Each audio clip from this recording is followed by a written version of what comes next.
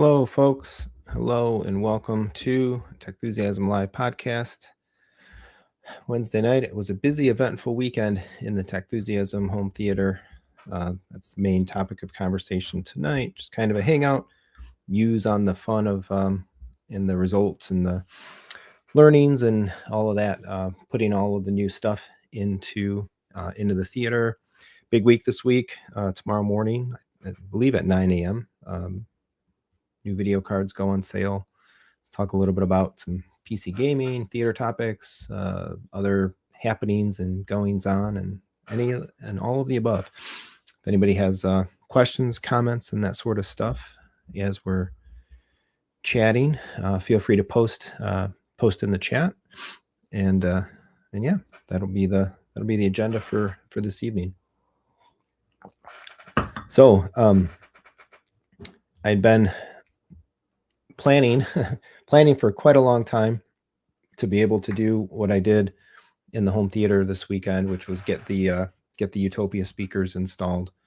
I think if you go back and watch some of the content from when I actually made the original swap over of the theater, which is a little over 2 years ago, I think now, from the in-room Focal setup, the Electras and the Aria setup, to the 1000 series in walls. I wasn't able to pull off a Utopia level upgrade at the time, and but I always had it in my mind that I wanted to try to migrate the room in that direction, and I made the choices that I made, and with the speaker selection and the options left open to be able to say that in the future Utopias could go in the front, and then we would upgrade the IWLCR6s. And at the time, I thought as well about taking the IW6s and putting them up in the ceiling, kind of like upgrade each location a little bit. That didn't actually work out, of course, because those speakers aren't really safe or designed, intended, and whatnot to be put in a ceiling position.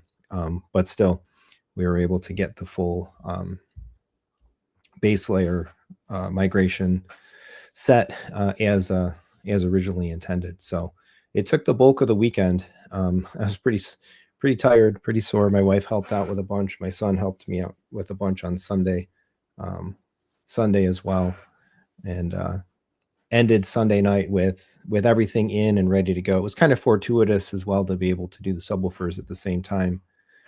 Basically, I've been making allusions, I think, in content and postings and whatnot to say that I'd like to try to swap the SB16s out for the SB17s. Pretty easy in place upgrade and whatnot.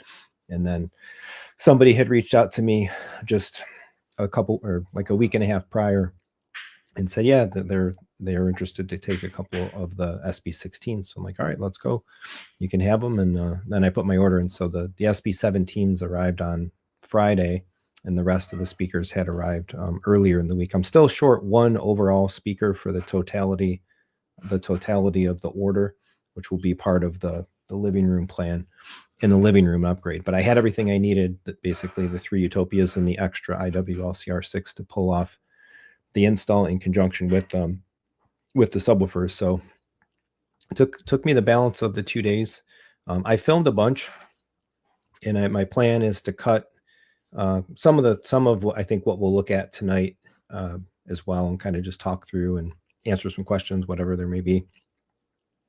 But I plan to cut a lot of kind of like hand recorded vloggy style content as I got through different steps and continued through the process of kind of setting everything up and how it went and what I did. So I'm gonna probably cut that.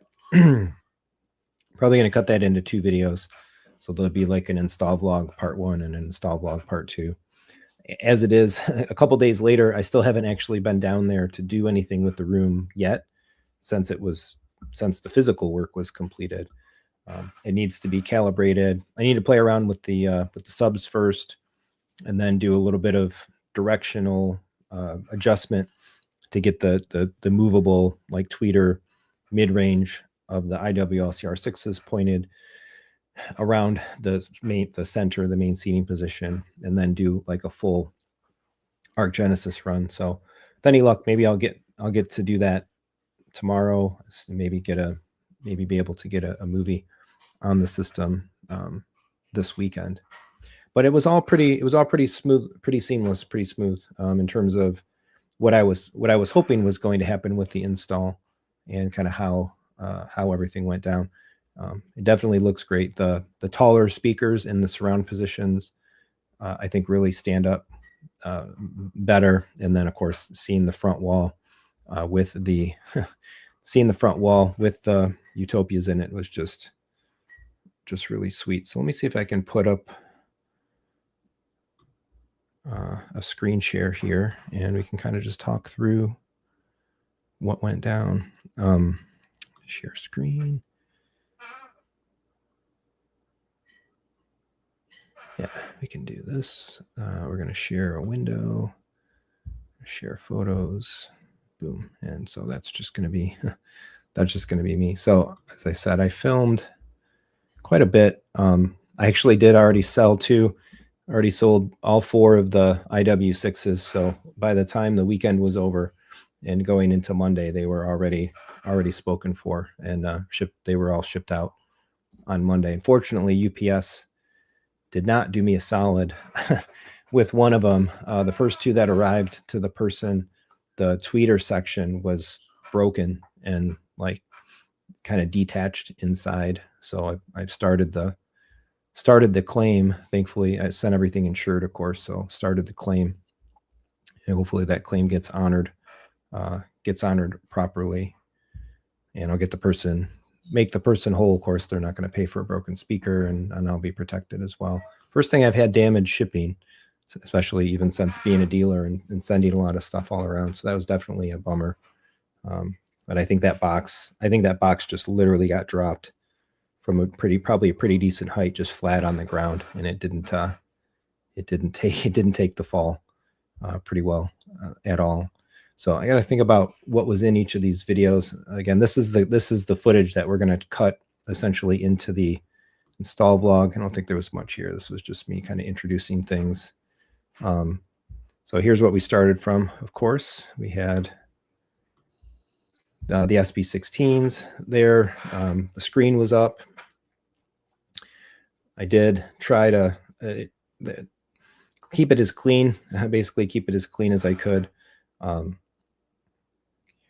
The first thing we did, the person came over early Saturday, and we got we took the rear SB16s out, got those, kind of gave him a demo, of course, made sure everything was working good, looking good and all that.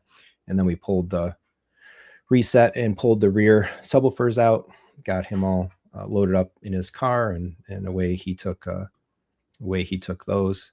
So that was nice and easy. And then for now, I still do have another pair of SB16s. So again, if anybody's interested in those, reach out, Jeremy at Techthusiasm.net. Happy to work on something. Local pickup preferred, rather than trying to mess with any kind of shipping. I think otherwise, if I don't get any secured option on these pretty soon, I'll just probably put them up on Facebook Marketplace.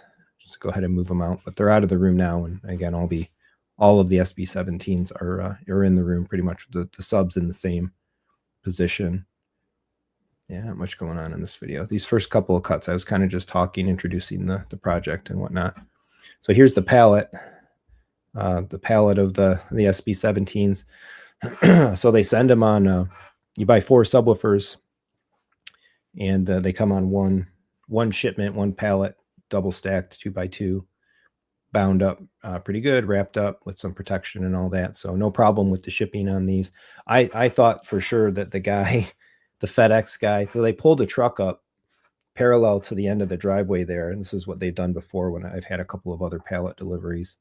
And he opens everything up, and he gets the back open, he gets the lift gate extended and raises himself up, goes in, he's got the hand truck, right? Kind of lifts up the package, and then he lets it go.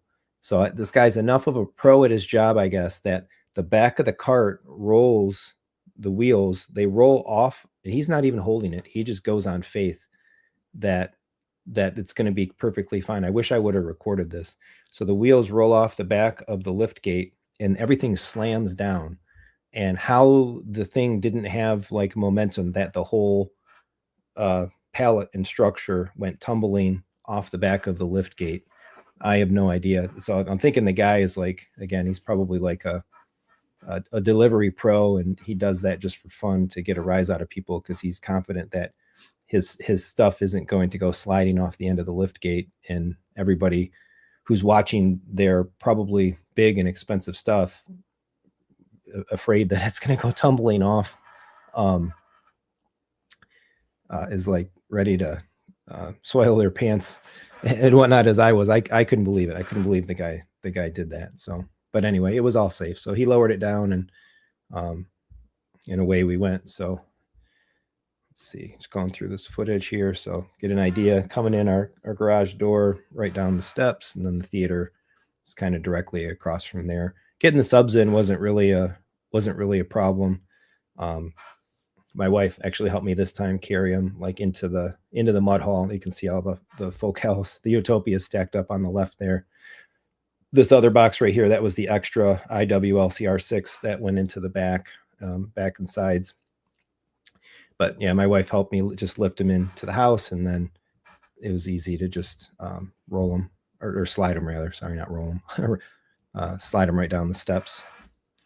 So let's see. Also, just kind of getting ready for the install here, recording some initial footage. Oh, these guys. So a couple extra additions were part of the project here. These 3 boxes.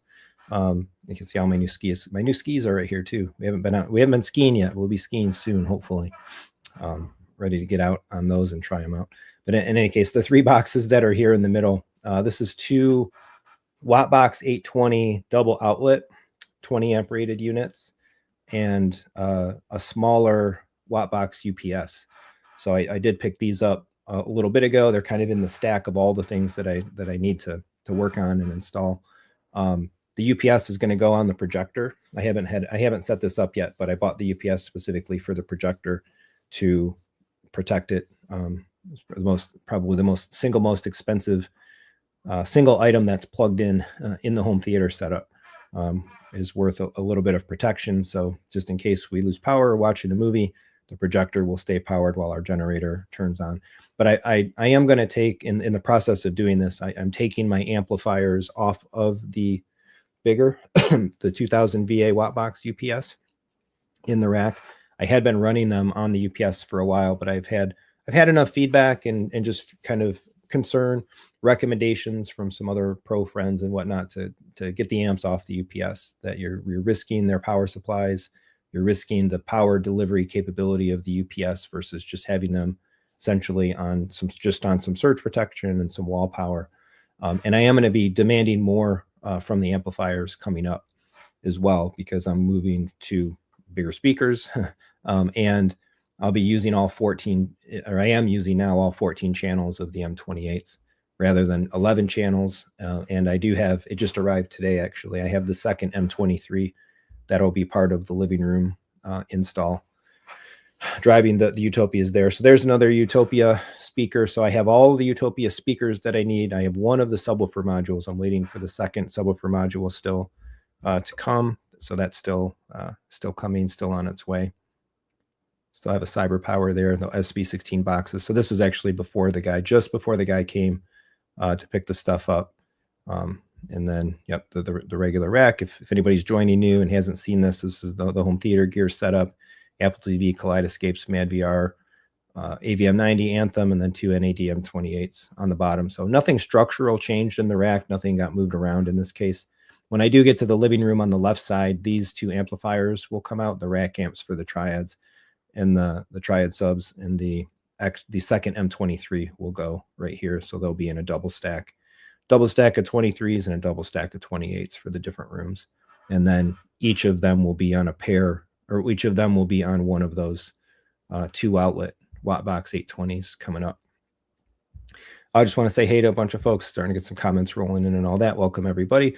Tonight we're just kind of chatting through the install experience of the weekend. It was good. I spent a lot of time.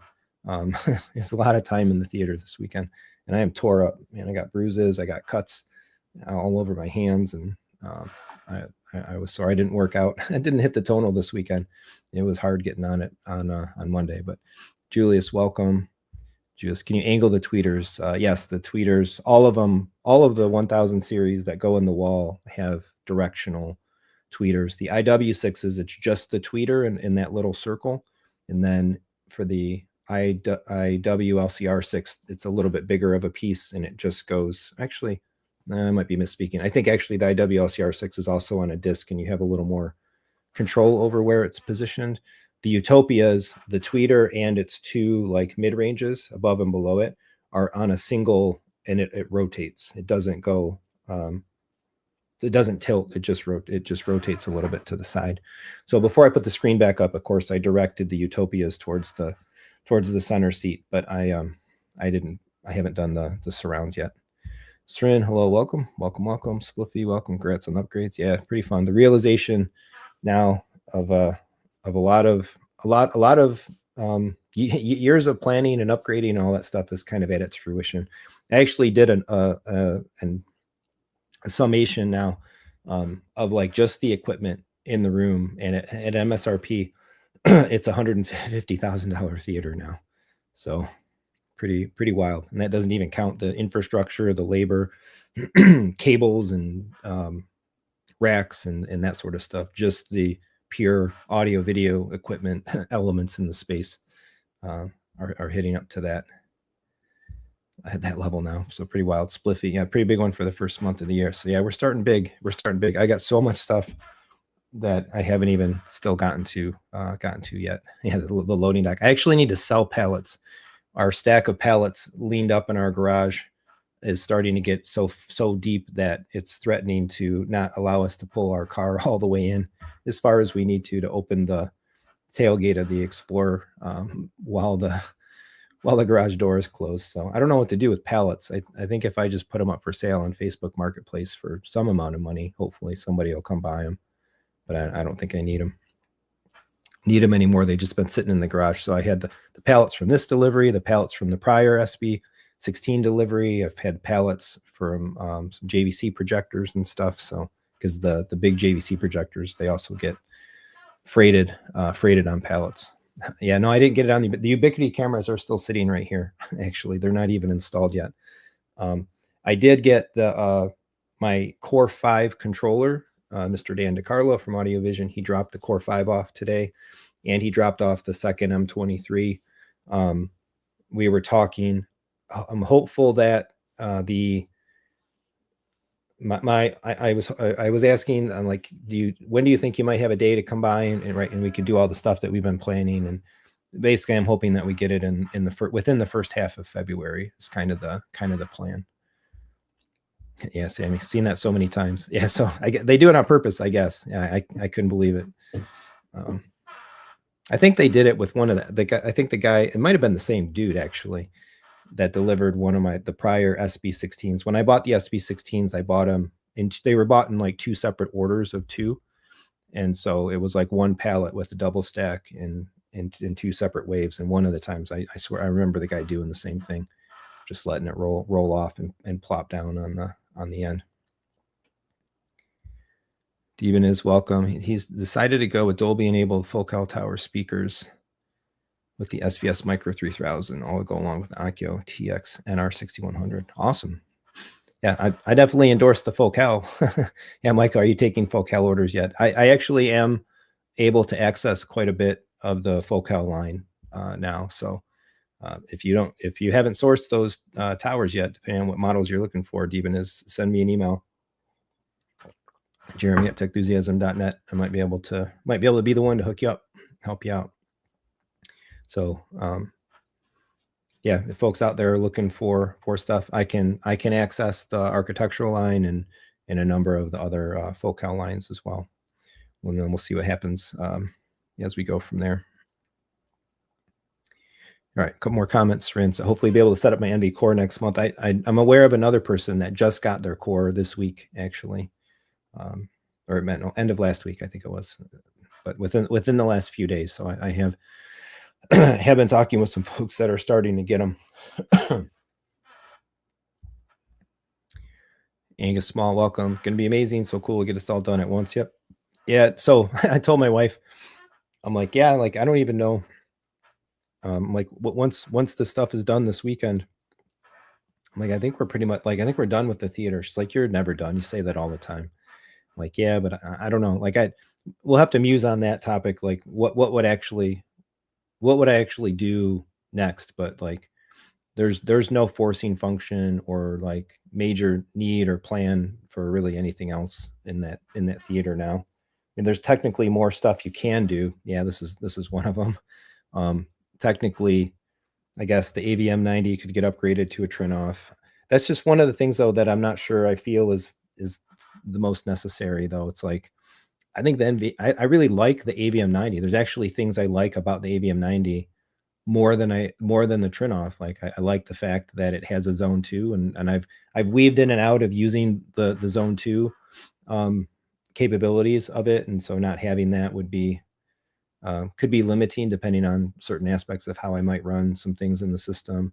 I do really like Genesis. I'm sure that I would like the results that I get out of calibrating with the Trinoff as well. So we'll see. Never say never on anything. I guess the other thing would be a screen, some kind of masking screen, or going with that Stewart Ultra Perf potentially. Yeah, build a new theater someday. So we'll see how everything goes with the channel and all that. But I would suspect that if I'm dubbing this as 3.0, so 1.0 was putting the theater in to begin with the in-room Electra Aria speaker combo and the NX7 and all that, in the 16:9 screen. 2.0 was going to the 1000 series acoustical speakers, the scope screen, and all that.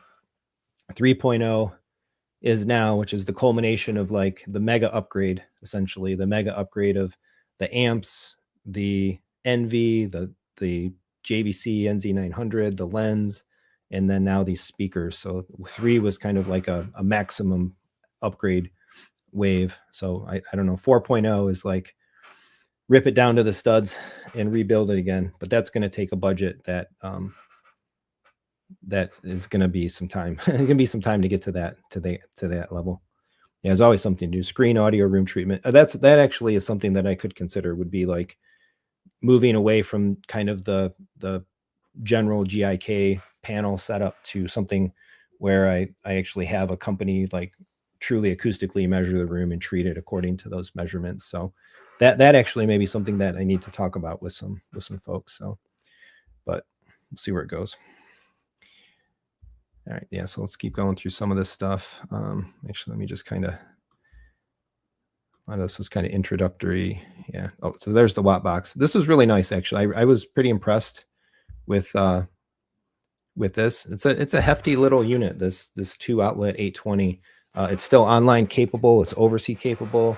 It is a 20 amp rated model. It has the T-plugs and all that, so it's getting the most juice right from the wall. So a little bit of power protection, some power conditioning, stuff like that. But so now these amps are on that watt box and not on the other UPS anymore. And it fit really nicely, just right down in kind of the bottom well of the rack underneath the bottom amp. Yes, so that's it for that video. Let's see where we left off. This is probably just me talking head, talking about what we're going to do. Projects, yeah. Let's see. All right, so here finally got started. So I was debating what to do. It's like, how do I protect everything from the dust? I keep a big air purifier behind the chairs in there, and I'll run it every once in a while. So I had that thing running on like full blast. Cleaning the air, especially as I was cutting or whatever. But it's not like there's no way I was moving all these seats out and then like moving them back in again. But I rolled the rug up just because it's a lot easier to vacuum the carpet than it is to vacuum the shaggy rug. So that was easy enough to do. And then I kind of just stacked all the pillows and the blankets up. And then I grabbed some big like picnic blankets and whatever that we had out in the car. We keep out in the car, and kind of just set it over top of that stuff as a little bit of a dust cover. Keep the dust. Yeah. So there's the air purifier. So that thing was blowing pretty good most of the time. So that at least kept the dust off the pillows and the blankets and all that stuff. And it didn't make it much of a hassle to have to like move a whole bunch of things in and out. So my biggest fear my first thing that I was fearing that I was probably going to have to overcome with this was getting the in walls out, and the fact that like the 1000 series, they have like a lip. Of course, you make your cutout, and then the lip, the face of the speaker is bigger than the cutout, so they slide in, and they have like a foam backing. And I couldn't be certain, like, did I make sure any touch-up paint that I did when I did the original install of these, did it fully dry, or did any of the paint potentially, did I go too fast, or I was too impatient, and some of the paint may have kind of dried itself or attached itself to the back side of the foam of the speaker. And was I going to rip any drywall up, just because these have been in there for a couple of years now, like cinched in pretty tight. But thankfully everything, it sounded, when they came out, you definitely had that like kind of as the foam and whatever was pulling away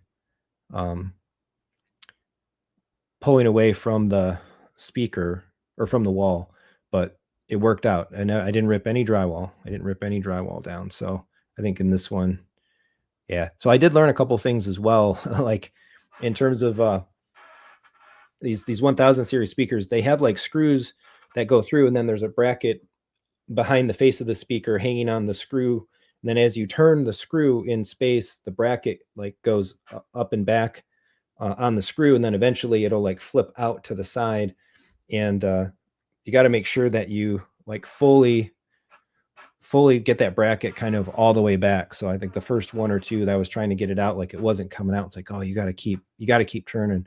And then when I took the one ICW, the one IW LCR6 out from the front wall, and I was trying to put it, and then I made the cuts, and I was trying to put it in one of the back wall positions. I didn't screw the bracket all the way to the back of the screw. So I was like struggling with that, and then realized, oh, okay, you got to get the bracket all the way to the back, and then it works out fine. So there's a lot. Yeah. So there it goes right there. Actually, let me go back just a couple seconds worth. You just got to get the brackets all the way to the back, and then you're good to go. So once that was set, again, it's just kind of, you had to give it a little bit of a pop, kind of pulled a little vacuum or something, but they dropped right out. It was good. It was pretty straightforward, pretty nice and easy after understanding all of that. So there's the speaker wire. I did do some speaker wire upgrade, a little bit of upgrade on the front. Yeah, so basically step one here, taking all of these out, and it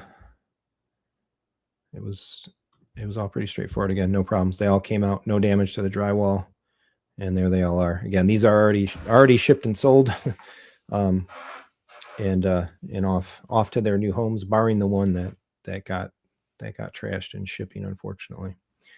So we'll see what happens with that. All right, so that's that. So this was moving pretty quick. I think this was Saturday afternoonish. There's all the pictures that I took for the for sale listing, and then we had, so that's the two in the back. I popped a couple of the acoustic panels off the wall just to get, because they were real close to where this is the back left and surround back right left. So this panel is hanging right there. It hangs pretty close to that speaker location. So just to move it off to the side, keep the dust away. It's all good. Let's see, move through this a little bit quicker here. Yeah, I think I was just kind of talking about getting ready to cut. Oh yeah, so here's the cables that I bought. So the Utopias are bi-amped. They're bi-amped in the front now. So there's the LCR output of the AVM90. I bought these Y XLR cables off of Amazon. It's kind of a no-name brand, but they were whatever, 15, 20 bucks a pair ish. I couldn't get a Y cable from the same company that I like to buy the XLR cables from, the world's best cables. And there's like a bunch of splitters, but I didn't want to just use a splitter, because I think the splitter the splitter invites trouble, because then you got a splitter and then you still have another cable connected to the splitter. There's more contact points that could not be good contacts and potential failure modes and whatever. So these look nice to me, like nice braided cables, seem to be decent quality and all that, but it's just a cable that is a Y cable with the splitter kind of in line. And I also needed the Y side of it to be spread apart a good bit because there's probably several inches between the back of one amp and the back of the other amp. So if the split was only really small, they're like assuming that you're going to split it into two connections that are going to be relatively close to each other. That wouldn't work. But these cables were great. I screwed up with the cables, so I bought 3 of them, not even paying attention to the fact that they were 2 packs. So I got 6. I needed 3, but that was fine. Just returned the third one to Amazon. But these worked great. No problems at all. These were 3-foot cables, and the length got it all tied up nice and clean, and all that. All that worked out fine. Let me get to the rack parts here. Let's see what cutting. Did my cutting with my handy Dremel. This is the same way that I cut the holes the first time. I bought this like drywall cutting tip, and yeah, just used a hand Dremel. Just made my marks. There's the templates. This is one of the things I really like about the Focal speakers and what they do. They give you these hard cardboard templates, and the 3 holes give you the ability to grab the template, hold it nice and secure, get it level, and then just use like a Sharpie to draw the outline, and then cut my outline. So yeah, multi-purpose cutting bit, and it was great. It worked the whole way through the first time, and this was successful in this whole project as well.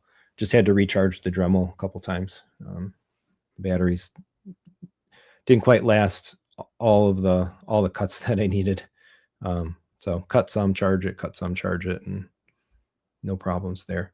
It is a little bit freehand, of course, but my hands are not the steadiest. But for something like this, it was fine. Again, it did the job. So here's I think I don't know if this is me cutting. Yeah, so here's the template, right? So getting the template up. So that gives a good indication of like how tall the IW6 was compared to how tall the IW-LCR6 is. And I only cut down, knowing I know it's been a thing on the channel about that my surrounds have been a little high, installed a little bit high, maybe relative to where they could have been. Now that decision kind of comes to its fine fruition in that all I had to do was cut the lower section out a little bit more, and it was perfect. So yeah, just used the template, squared it up to the top, held it in, made sure everything was level, drew the outline, and then made those cuts. And so here's post cut. So that's what the full IW-LCR6 cut looks like. Again, just move the speaker wire aside. That was the new one. I put the new one in first, in that surround left position. Then you can see it. So there's the mark right after using the template to mark all the lines. And then the Dremel, again, you're just kind of like freehanded. You can kind of brace your hand against the wall a little bit with the Dremel and give it like a two point and just kind of slide it down, slide it over. Depending on the cuts, sometimes I find with the Dremel, it's a little easier to go right to left than left to right, because you're cutting towards yourself along the line, where if you're cutting the other way, you can't necessarily see the line the best. And by the same token, I think like cutting up is a little easier than cutting down. But I had my wife stand there with the vacuum cleaner. So I had the vacuum cleaner right there. This is one of my cutting tricks, because otherwise all that drywall is going everywhere, all that drywall dust. So having a partner that can stand there with the vacuum and have the vacuum cleaner sucking right adjacent to where you're cutting, it just pulls like 99% of that dust right into the vacuum cleaner. That works really, that worked really well the first time, and so we continue to do that again. Just got to make sure, like after you're done, all that fine dust in the vacuum cleaner, like I washed out all the filters and cleaned all the filters and cleaned it all up. So this was after all the cuts were made. So all the cuts in the back. Again, at this point I was moving pretty good, like moving through everything pretty good. So that one I already put in, like tested it for size and fit and everything. Easy install, looking great. Contemplating actually using the room. So there's the little bit of the front wall. We took the screen down, just kind of propped the screen up on some chairs. I didn't want to take it out of the room, just make sure no cats or anything was messing with it. Again, tried to keep the dust in the room to a minimum with the vacuum and the other air filter. So keep it as clean as possible. But so these 3 came out and went into the other 3 positions. So there's one new model of the speaker. or one new unit of this model that I had bought, and then these 3 came out, and that makes now the 4 surrounds in the back. And they all came out no problem. Same thing, to just unscrew these, pop them out, carry them to the back, and dropped them in kind of one by one. And once I realized how I had to go about making sure to screw the brackets kind of all the way down. So we brought the SB17s down, although this was still Saturday, but I didn't get to doing anything with the SB17. So there we go, taking them out. Here's another little nice trick. I've got this, like, it's fuzzy, sorry, but this like folding table that I use. So I move this little folding table around with me. So every time I take a speaker out, or I'm ready to put a speaker in, I can set it on I move the folding table, and I kind of stage the speaker, get everything ready with it. And that helps out quite a bit. So at this point, yeah, what is this? This was 5:15 p.m. around 5. So by 5 o'clock, I was starting to move speakers from the front to the back. So here I was talking about the bracket. So there's the bracket. You can see how it's like all the way to the back, but you can like unscrew the speakers, and the bracket only needs to move about 1/3 of the way, and you can get the speaker out of the wall. But then you go to put the speaker in the new location, and if the bracket isn't further down, it's just opening the bracket into the edge, into the thickness of your drywall, and it's not actually biting to hold the speaker in place. So again, always learning something as we kind of go through the process of it. Let's see. Yeah, so I think this was just getting ready to take this one out. There we go. Pop right out. There's the table. A lot of screwing with I was going to buy an electric hand drive screwdriver before I did this project, and I never actually did it. I never actually actioned that plan. That would have been nice if I could have had an electric drive hand screwdriver with like an Allen wrench tip. That would have really made this a lot more efficient of a process. So I took a bunch of footage. I got to cut all this down into something editable. So there you go. Speaker comes right out. Boom. Set it right down on the table. And I don't have to worry about holding it, dropping it, detach the speaker wire, and everything's cool. Good to go there. I think this is me putting this speaker in. So it's back wired up. The whole course was made, getting the speaker wire attached, and then boom, just right in there, set it right in.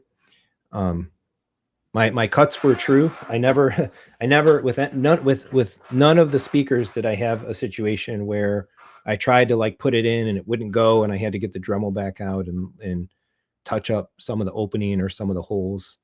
The only thing is a couple of them really had to push them and hold them in. But that I know that the front left in the wall has some stuff kind of behind it on the other side of the wall, and then I think the surround back left also was another one where the foam batting or the batting insulation is just like whatever it is, it's thick right there. So again, a lot of screwing. I think the Utopias had 10 screw brackets, 5 per side, and the IWLCR6s have 8. So let's see this. Just some pictures here. So the front wall speakers were all out, getting ready to go. I think these are the pictures that I put up in the community post. So what time is this? This is getting to be about 6 o'clock. 6 o'clock Saturday. Kept going, I think. Okay, so let's go back here. So if we notice this, so this is a mistake that I made before. So these are little acoustic panels, just cheap acoustic panels. They're like a 1/2 inch thick, just kind of denser foam. They're just up on the wall with some spray glue, stuck them up there. Right, it's generally a good idea to have some kind of acoustical material behind an acoustically transparent screen. Helps kill some of the sound reflection and stuff that you can get back there. And I actually put these panels, I sprayed and glued them above and below these speakers. So the left had one above and below. The center only had one above for whatever reason. Oh, I couldn't put one below because this board is here. This board is where the bottom of my screen hits. And then this top board is where the top of the screen hangs.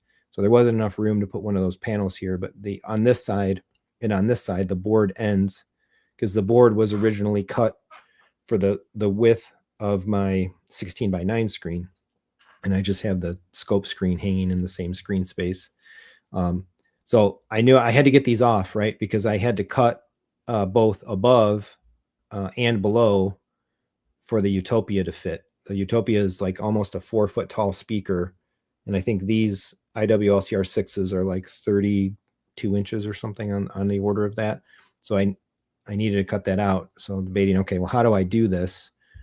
It wasn't really a challenge though. I just grabbed a putty knife, like a drywall putty knife, and just dug behind the panel and kind of worked. There's the putty knife, just kind of worked it off. So the first one tore the drywall a bit, but I don't really care. Thankfully, like, again, we're working behind the screen, behind the curtains. Nobody's ever going to see this wall. So if this wall has some blemishes and things on it, it didn't matter to me. But in this case, the one that came off worst and actually tore the drywall, that whole spot got cut out anyway, because I needed to cut right directly above that speaker for the Utopia to fit.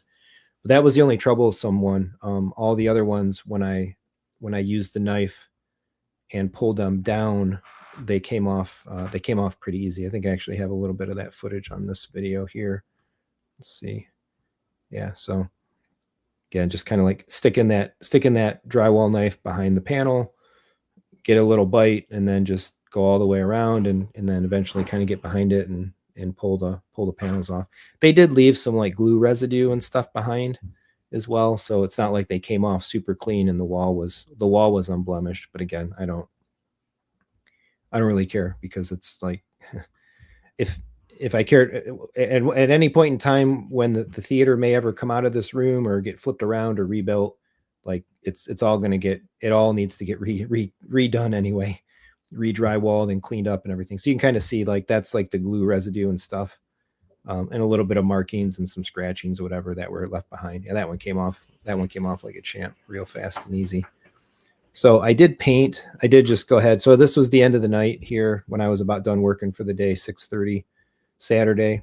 I did go ahead and just painted. I just slapped some of the black paint over the spots, because hey, why not? It was going to have all night to dry into day 2. So, and that was it. That's as far as I got day 1. Day 2, I was kind of up. These are just me kind of introducing the project for the day. I think, yeah, you can see it dried nice. There's still glue residue, but again, it doesn't matter. So starting the day, this is about 9:30 in the morning. Got the stuff moved out of there and started getting ready. Yeah, getting ready for the cuts. I actually mismeasured. I almost screwed up because I was measuring. I wanted the Utopias to be directly in the middle, vertically between the two boards, which is essentially directly plus or minus. We're talking like half an inch, like directly dead center with the center of the screen, and then that way. And when I measured the distance between the boards with the tape measure, I didn't account for the length of the tape measure.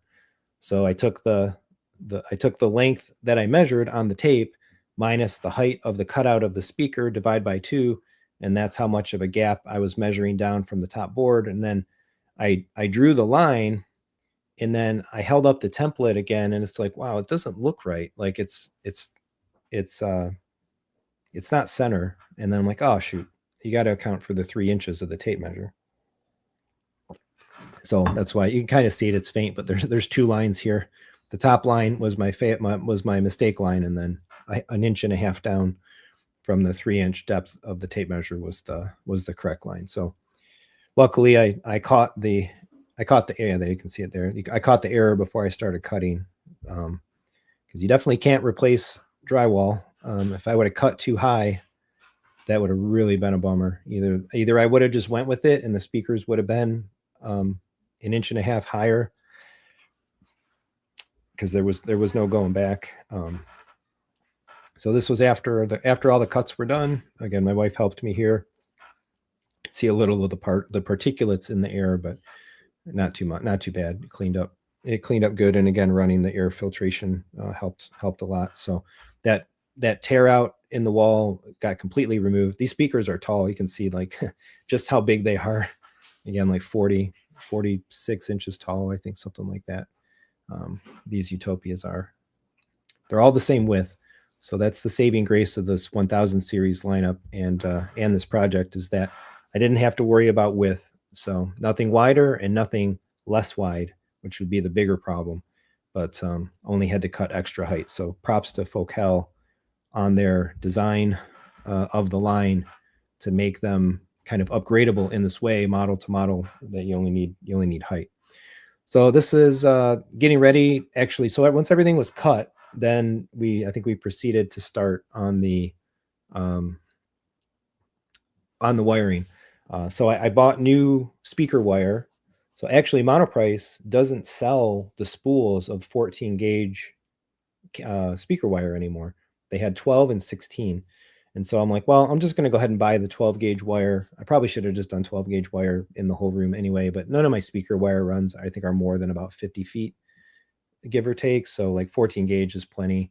But I'm like, well, I'll buy the spool of 12. I may be making longer runs depending on if I leave all the amps and stuff downstairs when I redo the living room. So I'm going to need potentially more speaker wire anyway. And I'm going to be running the speakers in the living room as just single full range speakers. So 12 gauge is the right call there. And I'm like, screw it, I'll just use the 12 gauge for the Utopias in here. And then I'm bi-amping. So I needed to pull 2 runs, and I wasn't going to like use 14 for one and 12 for the other. That would have bugged me mentally. So we just pulled 2 new runs of 12 gauge cable to each of the LC and R positions. So I was just kind of talking about what's going on back here. I did have to move some stuff over. So the way I architected this out is so the Utopias are bi-amped. The upper section of the bi-amp is on the upper amp, the leftmost 1, 2, 3 channels. And then I think the side and rear surrounds are the other 4 channels on the top amp. And then on the bottom amp, the first 3 channels on the left there are the lower section of the Utopia's LCR, and then the other 4 are the overhead, the Atmos speakers. So I had to move these. I just moved all these over. I was only using 4 channels on the bottom amp to begin with, so the 3 empty channels were all on the bottom amp. But I wanted to be consistent in which amp channels I used, so I moved these 4 over to the right 4 positions rather than the left 4 positions. I like to keep things clean and consistent in their design. So my son was helping me quite a bit here. This was like a really slow, like this took a lot of time, like just getting these cables pulled through, and it's like not even pulling a lot of cable, but measuring the cable lengths, because again, we're pulling 2. So I had to get an idea like, okay, how much of a run do we need? Cut it off, get another one the same length, feed it through. We just taped it up to the ones that were, I think here I was just kind of talking about the wall and the screen a little bit, but we taped it up to the line that was already there, and then pulled it through that way. Had to feed it through. It's just like, not that any of it was hard work by any means. It was just time consuming. So I think as we watch the timestamps of these videos, like I spent a lot of Sunday, like most of Sunday afternoonish, like we got started here. Most of Sunday afternoonish was just on the wiring parts. So I was taping these off. I used the red, I forget actually which was which. I used the red masking tape to, the red was the upper section, the main section. And then I masked the green ones, the lower, because green is darker color than red. So darker color, deeper bass, the lower section of the speaker. So just an easy way, again, to mark both ends of the cable for a color code for upper and lower bi-amp sections. And then I wrote on the masking tape LCR, so I knew which ones were which. And we proceeded to go through and pull. We did them kind of like one by one, where, and my son was helping here quite a bit. So there you can see the 2 lines of the speaker cable, a red and a green one. And then here's the 2 pairs of binding posts on the Utopia down at the bottom for the bi-amp. They have these jumpers in between the binding posts, so you gotta just yank the jumpers out on the bottom. That breaks the connection and gives you the bi-amp capability. So Another thing that I needed to buy, said that I would buy, and I didn't, was a pair of like wire crimpers. So I did this the hard way, and the thing, this is why my hands were tore up and sore, is I was just using like a carpenter knife to cut the sheath, and the 12 gauge cable, it's not crazy bigger, like bigger than the 14 gauge really, but it is definitely stiffer, and it's just harder to work with. The jacket was stiffer, the cable is a little bit stiffer. So that whole part was harder than it needed to be. If I would have just had wire crimpers, I just need to buy wire crimpers. So this is the fun part. Again, 10 of these things just turning and turning and turning and turning. And then eventually, despite my best efforts to be smooth in my turning, the Allen wrench pops out and goes flying. Sometimes the magnet on the face of the speaker will snatch the Allen wrench when it's falling, which is kind of funny. But yeah, just a lot of turning these things. 10 of these on every one. So I'm like, hey, we got enough of these speakers and you get a tool with every one. So I'm like, had my son, I'm like, grab one of those tools and we're going to turn all this stuff here together. So the future of Techthusiasm was hard at work there in the room. I think this is just him actually. Yeah, he was filming a little bit. So I was there. We got 2 in by this point. So this is an hour. This is like an hour later, more than an hour later, and we're still working on the third speaker, just getting the third speaker wired. So yeah, I need to buy crimpers. I would probably could have saved myself like an hour on the day if I would have just had wire crimpers. It's silly not to have the right tools for the job, especially when it's probably a $10 tool readily available from Amazon. So here we were again, kind of laying the speaker wire out, getting everything primed and set. This was us opening the last of the 3 Utopias going in the room. These are just such awesome, like looking speakers, physically looking speakers. I'm super, a lot of gratitude to be able to pull this upgrade off and have these things in here. $8,000 a piece for these. Doesn't get much more high end. So there we are, all 3 in. So they're not wired in the rack yet, but I did. We got them in. We got everything all nice and cleaned up. Got the curtain back up on the wall. The speaker wire into the on-wall channels and all that stuff down there. And yeah, so what time is this? 1:35. So definitely a few hour job just to get to this point. I'm definitely thankful for the help. If anybody has questions about anything, definitely let me know. So here's the full view. Just so awesome. So I did end up putting a couple of the acoustic panels up. So this one formally was kind of like moved over to the side a bit. So I just put one back down on the bottom here in line. And then actually, I think I put 1 or 2 on top of this stack. And then this one, same thing. I just put this one in line over here. And then it's not here now, but I ended up putting 2 on that side. So there's a big long stack of panels as much as possible, right? Flanking each speaker on its side and a little bit above and below it, but not directly above and below it. We did try to take one of these panels and cut it in half, so that we could put like a half panel up here and a half panel here, and then we could put like some half panels in here. But these are really hard to cut, and it looked really ugly. I know it's behind the wall, behind the screen. Who cares?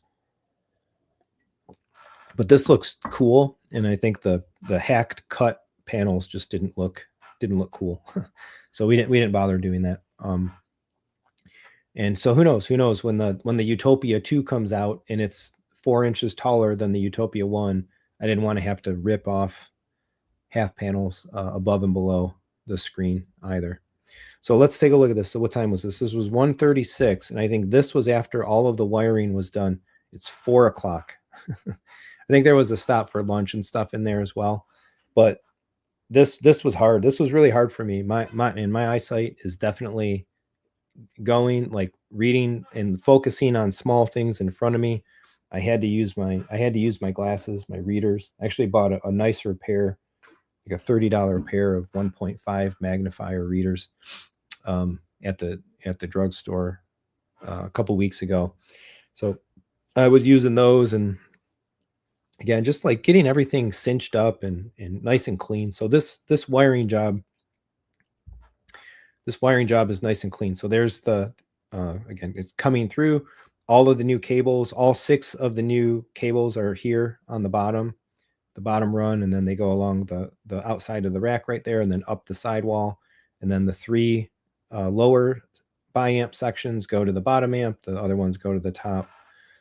So I use these little Velcro strips. I got a big old strip of this like Velcro material, and I just cut it to size and width. There's the Wattbox 2 outlet 820 in the bottom. And then again, those XLR cables, the splitters are right there. So there's the splitter sections, 3 of them going up to the top, 3 of them going down to the bottom. I've got my little cable wrapper labels as well. So there's a lot of labeling. There they are, the LCRs coming out of the AVM90. Speaker wire going in. Now, I didn't use the banana plugs. This is something else I didn't do for the first time. Is I'm like, you know what? I'm just going to go bare wire on these. So I didn't bother. We did test it, and the banana plugs that I have they did fit the 12 gauge wire, so they could have worked. But I'm like, screw it. Like, I'm not changing. This stuff isn't changing. This stuff is not changing anytime soon. So I tried to cut the wire with a decent amount of slack, just in case something has to shift around in the rack or whatever in the future. But I just went ahead and did the bare wire connection, cinched them all down nice and tight. And that was a lot of time and focus. And then like what I was using as a light, my headlamp, it wasn't like I was using it so much, it needed to be recharged. So I had to kind of like stop and then recharge it some more and then keep going again. So this jumps all the way. So this here now, I was kind of at a point where like I was getting tired. I was exhausted. My back was sore. My hands were failing, all like tore up and whatever. So there's kind of a big jump between stages. I just kind of didn't keep filming as much as I thought. I think this was actually a short that I recorded, I think, once everything was kind of done and in the space. So those are the 17s. I didn't really even record much for the install vlog, I think, unfortunately, I didn't record anything actually of putting the 17s into the space, because it was 6:30. We hadn't eaten dinner yet. It's Sunday night. Got to work Monday. It's like at some point it became more about getting the project done than trying to document the project. But I do need to fine tune this a little bit. These are kind of like 1 foot on the rug and 1 foot off the rug. So we can talk about the 17s for a few minutes. They're really great. They unboxed. I did film an unboxing, so there will be an unboxing and a kind of a first look, close-up look at the SB17s. The video is not fully recorded yet, though. I do want to record the app and some of the new controls and the things that are in the app for these, and then I'll have all the material for that, and I'll edit and publish that one to come. But they open the same way. The boxes kind of flip down on 2 sides, and you push the sub out. It's sitting like in a tray of cardboard and foam. So the whole thing just pushes right out. And then there's a big piece of foam on top. You just take that off. It has a power cable and an instruction manual and the grill. That's it. There's no other accessories, really, nothing else that comes with it. So, and then I slid that over to the doorway and then kind of just like tilted it over to its side and then slid the subwoofer along. I did use the isolation feet, the SVS isolation feet that I was using with the SB16, so I can confirm the same isolation feet fit these as fit on the earlier versions of the subs. One thing that I will note, though, I went with the black oak this time because I figured, well, let's try the non-gloss and see how it is. But I think one thing I like about the gloss is the material isn't like, it's not like the same wood. I think the feet had a more secure base to screw into than the oak finish does. Like the oak finish had more of like a tapped screw into wood on the bottom, and it just didn't feel necessarily as strong. But and it's fine. Everything's resting stably and strong. But I think you got to be careful with these, with the feet on them, especially. You don't want to be. I was kind of like sliding it, and you got to be careful of that. Like lift it up, move it, and set it down, especially on the carpet. Don't try to slide it around on the feet. But they look great. The finish looks nice. The grills went on fine. They got the display on the back, and I didn't even use the power cords and stuff that came with it. I had my 90-degree power cords and my XLR cables that were already in there for the 17s. So literally, I just took the 17s out or 16s out. I put the 17s in, and then connected them like exactly the same way.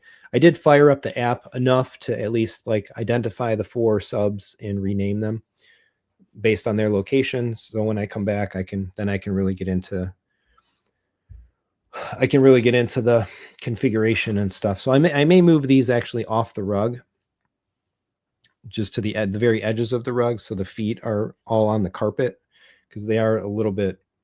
The rug is just slightly higher than the carpet. I think it'll be more stable if they're like that. So the ones in the back, there's obviously no rug, so that doesn't matter. But I think these, I'll just pick them up and shift them out to the left a hair. Might have to pull them forward a little bit because the base trap starts to be in the corner there, and then measure out and everything. Make sure the rug is fairly like equidistant, centered up on the screen. But everything fired up. I didn't really listen, so I don't know what anything sounds like. I don't know how good any of the performance is.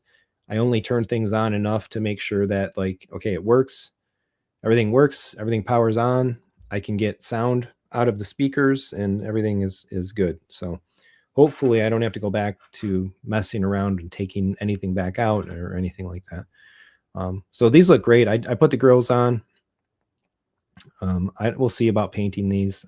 I feel vindicated that I never painted the IW6 grills, because then I was able to sell them unpainted, stock factory original.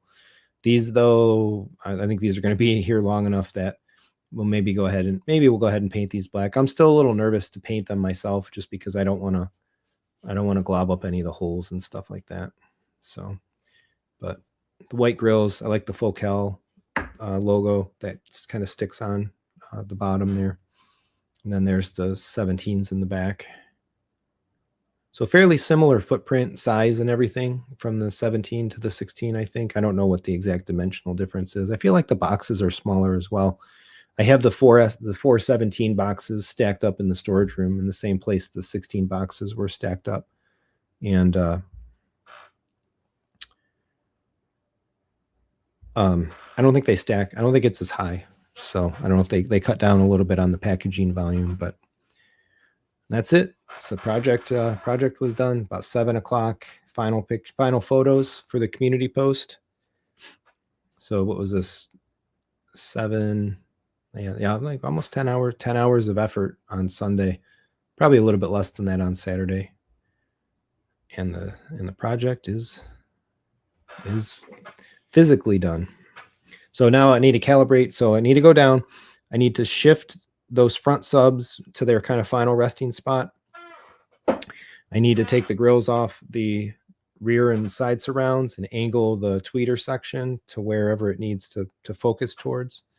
And then play around with the settings, get all the settings properly set as I want them. On the subwoofers, do some measurements of the subwoofers only, and see if I want to apply any PEQ points on the subs themselves. I did one PEQ point on the 16s, and I'm curious if the 17s will present similarly, which was there was one PEQ cut on each of the 16s where there was a pretty big peak. So I cut that peak down in the sub and then let ArcGenesis do the rest. And then, of course, after that's done with the 17s, then I'll do a full ArcGenesis sweep. And I need to make some decisions, like what I want to do with my microphone positions, and do I really want to take like 2 full sets of measurements, or have 2 different arc profiles, perhaps one where I measure my seat as the MLP, but then the other 4 positions, maybe I measure each seat, for its data point and let ARC try to balance the results for all of the seats. And then I could do a second one, like a second profile based on a second set of measurements where I measure around all just around the MLP. But it's like, if I go use the room by myself, am I really even going to take the time to pull up? I suppose I could do it. If I could do it in Control 4 and I could have a custom button agent that let me choose the AVM listening modes, maybe I would do that then. I'll have to check that out and see if that's possible. If you have Anthem gear in Control 4 and you can command profiles, let me know. Or we'll talk about this tomorrow. So I'll be on a live stream tomorrow with folks from Anthem and Audio Advice talking about the MRX SLM receiver. So maybe I'll do that, play around with the measurement points and some stuff. And I need to do that before. I want to do that before really critically listening to anything, because I've used all of these 1000 series speakers for 2 years now, but I've pretty much always used it with Arc Genesis. So I kind of not really interested in going to listen to the room uncalibrated. Basically, I don't think it will tell me anything, because it's probably going to sound different than what I'm used to, no matter what, because I'm used to listening to a calibrated mode of the room. And so I think it's like, it'd be apples to oranges to go listen to the stuff that's in there now and pay any kind of comparison to what I'm used to before. So a couple comments. Julie is saying we use the 90 for calibration. So I'm just intending to use the 90 for the cal. Yep. Like I said, PEQ points and subwoofers, and then Anthem, Arc Genesis. I'll have to make sure the AVM 90 is updated, make sure that I've got my Arc Genesis installed. I haven't run Arc in a long time. I haven't needed to. So insane. If you're considering replacing room treatments, yeah, look at Vicoustics. I think that's probably what I would do. Or Kinetics. So Kinetics can only sell local. Company offers them to be in the room to take measurements. So yeah, we'll see. I believe that Focal and Vicoustics are connected or related in some way. So there may be some opportunity to do some collaboration or do something with Vicoustics. But it would be pretty cool actually to have the room truly measured for treatments and treated for the measurements, instead of kind of the more ad hoc GIK approach that I've had to date. So yeah, it was fun overall. Like I said, tiring, sore. I think there's definitely a limit to saying that, like, I want to be a home theater full install guy as my job, going in and like, spending full days doing this kind of work. I guess it is fun in certain ways, but I like my day job too, where I work in an office, right, instead of lugging heavy stuff around and leaning into tight, dark spaces where I can't see as well.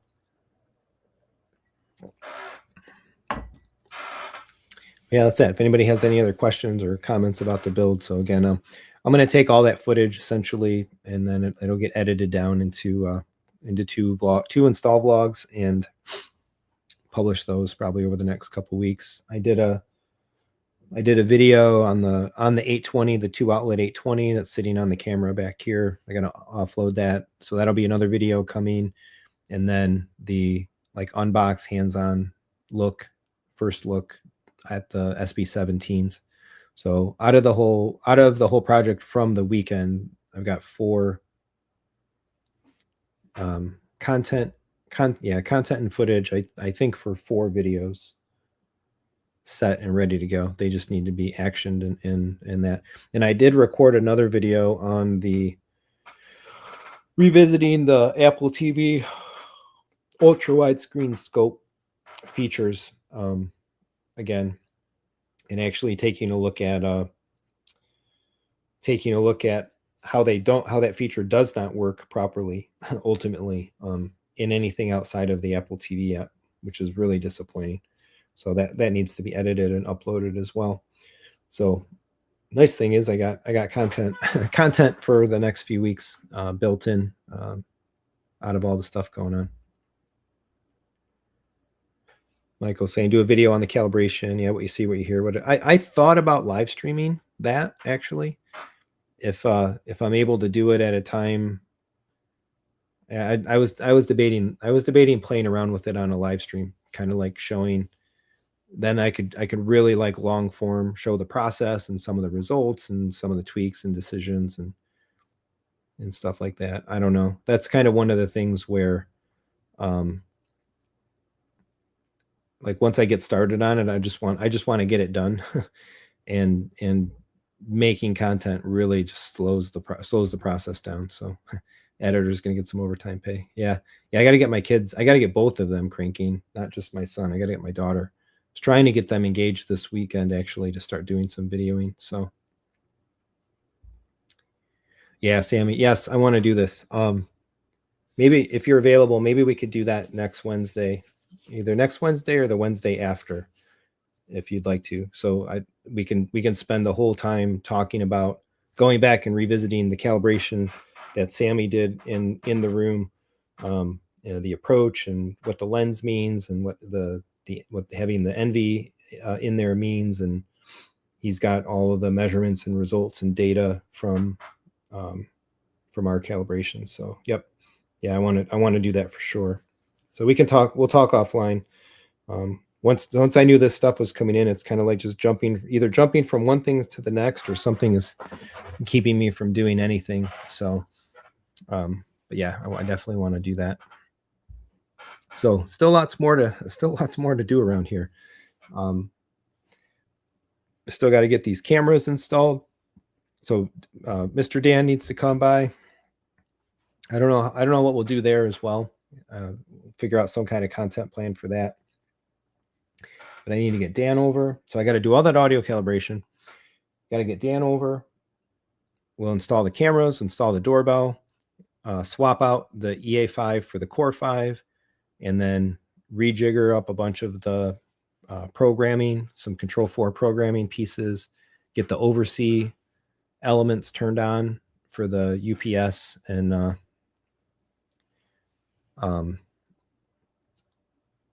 all that. So that's still pending. And then I've been talking with the handyman about getting the living room project going. So that being able to do anything with the electronics in the living room is entirely contingent upon getting somebody hired to come do the work. I can show this really quick. Let's do share screen again, window, photos, share. So this is actually a video. So we got to get this, everything needs to come out. Drywall needs to get ripped down, and then elements of this need to be reframed. Some of these beams need to be moved to the left. The cross beams in here need to be cut out. And so making enough height for the Utopia and the sub module to fit. So I got to get all of this physical work done first, and then we can actually start getting the living room on its way. If I'm listening to the Utopia speakers in the living room in this quarter, I'll consider that a win. Srin saying you should see if you can connect the Unify equipment to Control 4. Yep, I plan to have that investigation conversation as well. Control 4, HomeKit, etc., everything. So I want to explore all the possibilities of that stuff.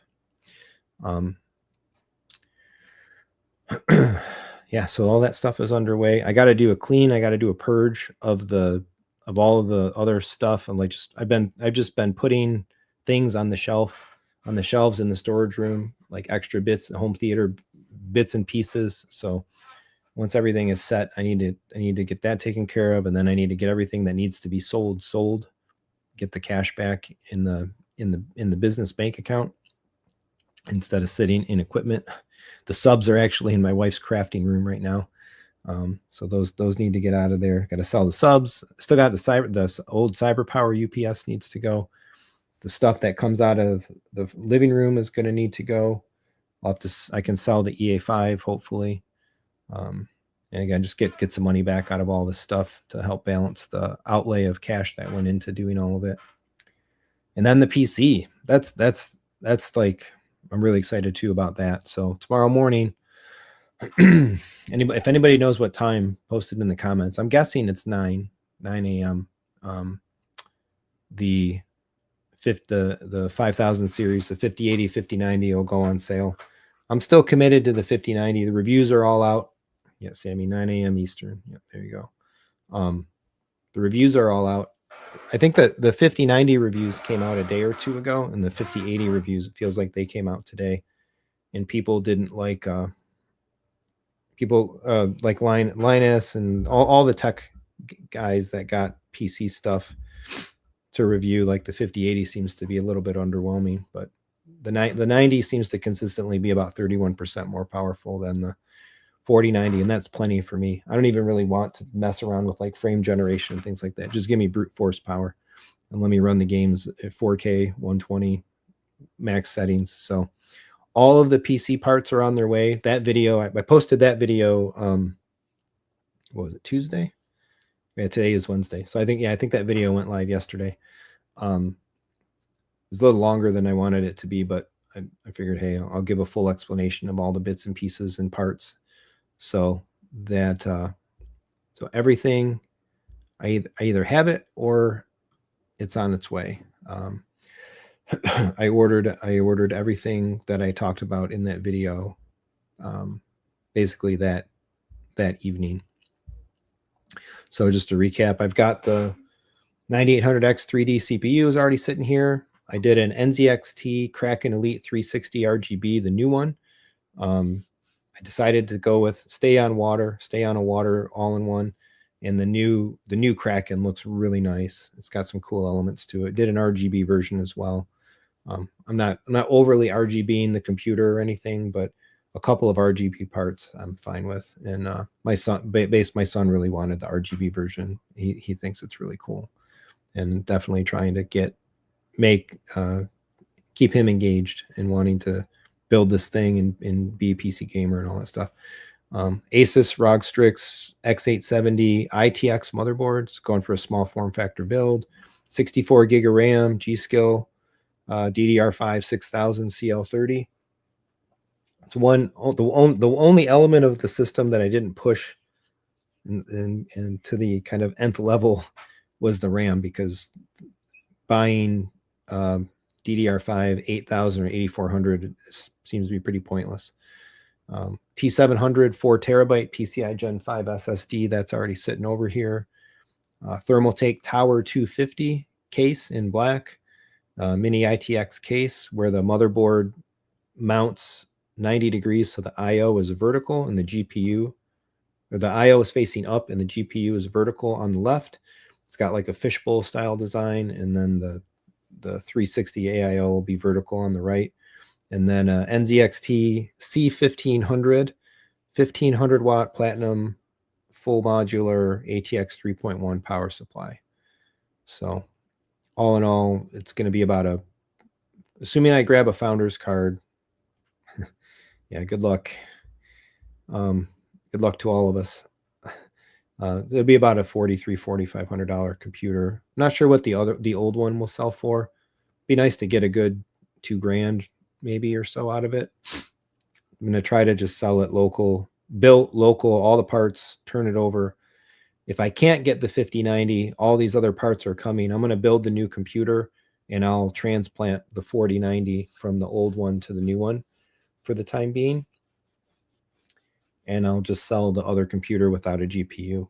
And then whenever I can get the 5090, I'll pull the swap and just sell the 4090 direct. I think the 4090, is going to still have pretty good resale for a while, because it's probably faster than a 5080. And if people can't buy the 5080s and you can't buy the 4090s, then used GPUs are still going to have, still going to carry some good value. So that's coming. I don't know what we'll do for that as well. How that shakes out. I kind of want to do a live stream. I'm definitely building the computer with my son. I actually want him to really do the build, have him be the one hands-on doing the stuff, handling the things, and turning the screwdrivers and plugging the stuff in. And but I think it could still be fun to do that as a live stream. We've actually been contemplating live streaming some gaming together as well. We haven't done it yet. I need to figure out a couple elements of how to go about the setup for that. I was kind of curious. I was going to put a poll up if anybody in the channel audience would be interested. Would you hang out with us on a game live stream if we did it? He'd probably be playing, or we'd pass the controller back and forth, and I'd do the talking, but we do the kind of the playing together. I think it just could be fun. Maybe we could Spider-Man 2, I think will be the first game that I want to break in the new computer with. So I think that ships this week, or goes live on PC this week. But we'll be playing Marvel Rivals and stuff anyway too. Yeah, so excited for that, and just want to get all this stuff done and then just use the things. Get back to a point of like making content, deeper dive content about kind of maximizing how stuff works and what to do with it, and maximizing settings and options and stuff like that. And then maybe, start watching some newer movies as well in the 3.0 theater, and do some content reviews and stuff potentially also. But we'll see how it goes. Everything else is pretty solid around here at this moment. The dealer business is doing great. So 2025 was an awesome year. And January has already been off to a great start. So if anybody's looking for this stuff and I can help you out, reach out to me, Jeremy@techthusiasm.net. Go to the webpage, www.techthusiasm.net.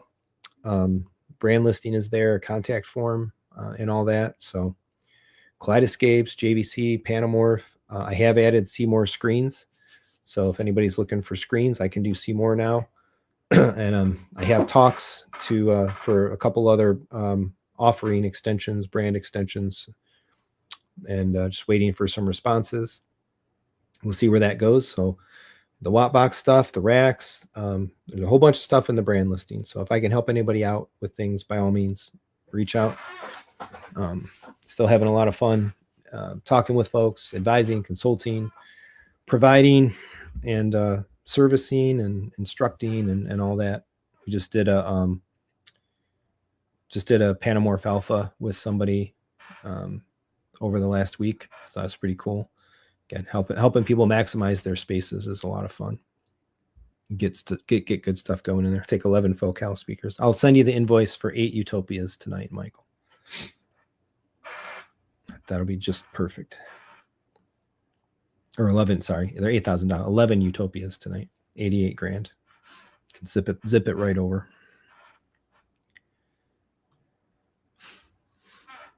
A couple other. So tomorrow at 5 o'clock, I'll be live streaming with Audio Advice and Anthem. So that's pretty cool. Bring your questions about the MRX Slim to that. If you have, I think the context of the stream is really meant to be focused on the SLM model. So I don't think they'll be taking a ton of questions about. I don't think they'll be taking a ton of questions about the AVMs and the other receivers.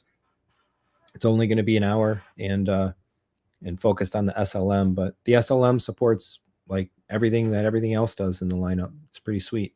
So Arc Genesis and stuff like that. So you can bring some of those questions if folks are there. I believe we'll be double streaming, so it'll be on Audio Advice's channel and it'll be on Techthusiasm on my channel as well. So you can, if you want to join us 5 o'clock tomorrow. Going to be tight. I'll have to shoot home from the office and get right on just in time. But that'll be fun hanging out with those guys. And obviously, I'm a big fan of the Anthem stuff and like it quite a lot. So being able to engage with them is cool and hang out. And I can also say that I will be at the Florida Audio Expo. that is now a done. Secure travel is secured. We bought all the stuff last night. So gonna be pretty cool. Florida Audio Expo is like February 21st, 22nd, and 23rd, I think are the dates. Let me double check here. Yeah, 21st, 2nd, and 3rd, Friday, Saturday, Sunday. Down in Tampa. It's at a hotel, Sheraton Hotel, I think it is, on the suburbs of Tampa. So I'll be going down for that, hanging out. Folk Hell folks will be there. Anthem folks will be there. I saw Audioholics and Don Dunn are like, I think, sponsors or involved in the show to some extent. So I think they'll be, I've already talked to a couple of folks in the channel community that'll be there attending as well. So it should be a fun time. Hopefully be able to see and meet and chat with a bunch of folks, listen to a bunch of speakers. Obviously not a home theater show, but I think a little bit more of like a 2-channel audio focus show, but it should still be pretty cool. I'm jonesing to see the Diva Utopias. I understand the Diva Utopias will be there. The new like powered standalone monster Folk Hell speakers that were announced just a little bit ago. That's pretty cool. Super excited to listen to those and then pop around and see what else is going on there. Again, hang out with some folks, talk with folks, and see what other opportunities may arise and be found. And then we're going to turn it into a bit of a family vacation as well. So the family's coming down, and we'll spend some time in Florida as well. So excited for that. So if you're going, look me up, catch me walking around, and we'll hang out. I think that's it. I think that's everything I had for tonight. What are we at? About an hour and a half. So pretty fun. I feel pretty happy, and blessed. All the time and effort and energy that kind of led to being able to do all the things that went in to the theater space. I'm excited to, again, get it finalized, get it used. We need to, hopefully we'll be watching a lot of movies in the next couple of weeks before the Audio Expo, because our plans to go to Universal Orlando, and we had the kids we haven't watched Harry Potter yet.